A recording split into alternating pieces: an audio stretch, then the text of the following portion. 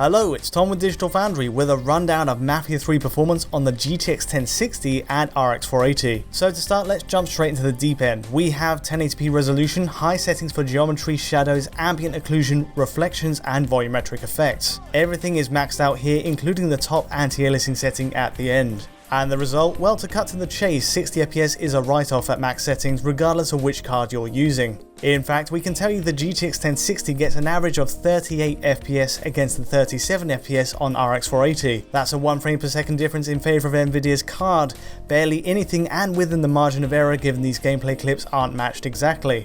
Still, it's enough to say neither card can broach 1080p at 60 frames per second, which is what we really want. It's frustrating because while yes, you do have a 30 FPS cap in the menus as a last resort, but this half refresh cap suffers from the same erratic frame pacing issue we saw on PS4 and Xbox One. It feels significantly worse than a regular 30 FPS, and more to the point, it's an obvious disappointment for those going in expecting the full 60. More grating is how Mafia 3 on PC really doesn't justify such shaky performance given the visuals it's pushing here. Yes, the volumetric lights and reflections are nice, but there are some obvious drawbacks even on these absolute top settings. Take the textures for example. The world is built on one single quality level for normal maps. There are no settings to change what you see here from the console experience. At a distance it all looks fine, but up close you get some very flat low resolution assets, and this is PC running at max settings. And likewise there's still too much popping on spotlights, something that can't be removed even at PC's top setting. Add in visual bugs and stability issues, which in our case has resulted in 3 crashes to the desktop within a day, and it's hard to recommend this in its current state. But let's assume you still want to check it out. Let's say you've got the GTX 1060 or RX 480 and just want to get the most out of Mafia 3, enjoy the story and have a stab at hitting 60 FPS. The question is, can we hit this top refresh at all? Well, actually we did have some luck by dropping a few settings, and the hit to visuals isn't as drastic as you might think. Mafia 3 falls into that now increasingly common category of PC game where the variance between each preset can be very small, both in the hit to performance and what they actually change.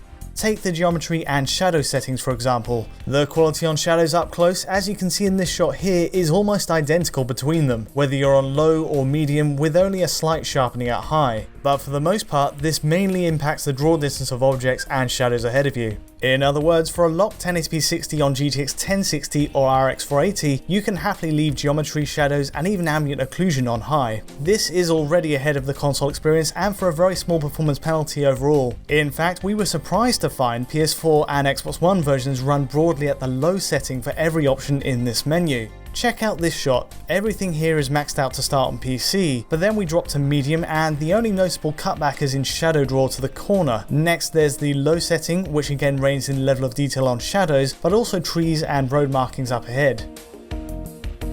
This matches what we're left with on PS4, and surprisingly, moving back to PC at low settings we're even getting more grass detail at range than PS4. In other words, the PC's worst settings still have better draw distances overall compared to the PS4 version. Okay, with that in mind, here's a new test on GTX 1060 and RX 480 using optimized settings. This is again with high settings for shadows, geometry and ambient occlusion, but the main change is to volumetric effects and reflections, which now run at low. As for anti-aliasing, well, PS4 and Xbox One use the low setting here as well, which creates plenty of pixel crawl, but for barely any performance hit, you can bump that up to medium AA on PC as a bonus, and this does a significantly better job. Now, as you can see, this mixture of settings massively improves the prospects for 60 FPS on both cards, but the RX 480 starts to show its limitations when the frame rate margins are open wide like this. Talking averages, the GTX 1060 gives us 64.8 FPS this time, while we get 58.9 FPS overall on the AMD card, a 6 FPS difference.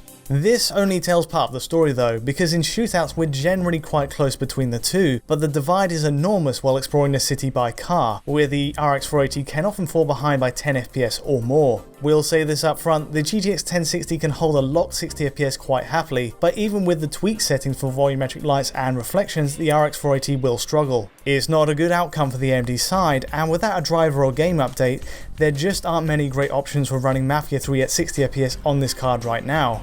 As for the GTX 1060, it's very doable, and the hit to visuals using these optimized settings are barely noticeable. Curiously, the greatest leech on performance comes from the reflection quality setting, and keeping it at low is the only way 60 FPS is even possible on this GPU. In fact, going from low to medium incurs a 14 FPS hit to this card. This bottom setting just matches PS4 and Xbox One and only cuts the real-time reflection resolution down by a bit, meaning subpixel information for scaffolding and power lines starts to break up. It still looks very close, but the saving on performance is huge. It's also worth mentioning that dropping volumetric effects to low does have a noticeable drawback on visuals at points. Going from medium to low like this adds dithering, a kind of speckle artifact to light shafts falling from lamps. Again, this is what we get on console, but it's absolutely necessary to hitting 60 FPS.